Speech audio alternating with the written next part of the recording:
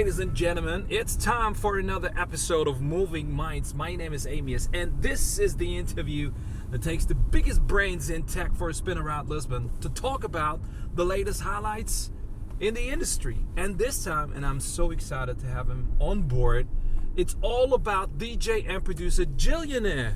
How you doing? Good. How you doing? It's so great to have you. Also a member of the popular EDM group Major Lazer. Yes, sir. Brrrah!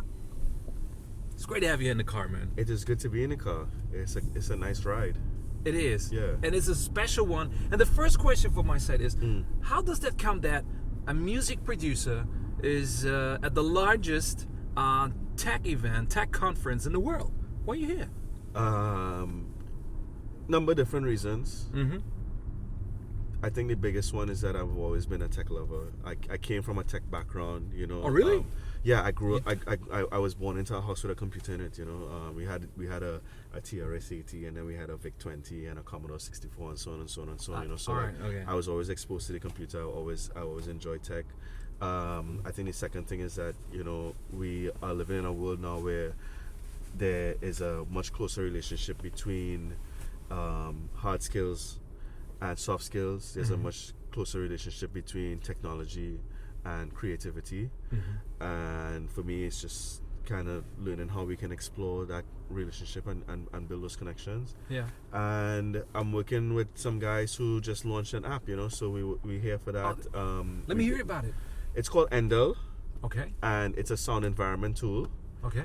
And the first stage is we're going to roll out an app. Well, we launched the app yesterday. It creates a sound environment where we can either we can set one of three modes. We want to relax, we want to concentrate, or we want to sleep.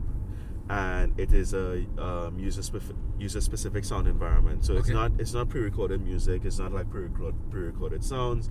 It reads bodily information from your Apple Watch or your Fitbit. Okay. And it says, okay, based on your heart rate, based on your body temperature, based on a couple of the data points as well. Okay. This is the sound environment that would be suitable for you to either relax, concentrate, or sleep. The Internet of Things is a big buzzword now, and it's a brand new world that we're moving into. But at the same time, we want to create a world where people can cohesively exist, you know, with the physical tools that they need to use, you know, whether it is helping them get from A to B, or whether it's helping them sit at a desk and work at their laptop, you know, and all of these things, you know. So this is something that we're working on, and this is something that we launched here at Websummit.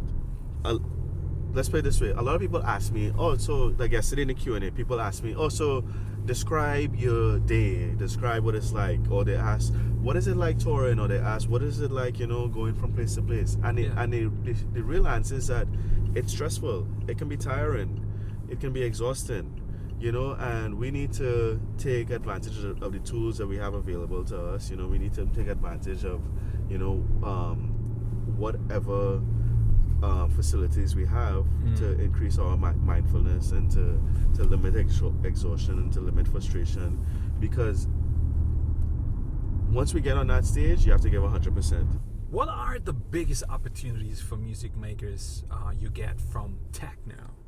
Because you're a music pro and you see the development, right? It's a creator's world. We live in a creator's world, you know.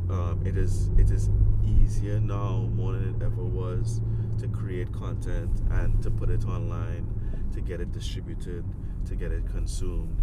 If you want to make music, you have GarageBand, you can make music, you have any number of other DSPs that you can use, and then you can upload that song onto SoundCloud, or and now Spotify is going to allow us to upload content directly to Spotify.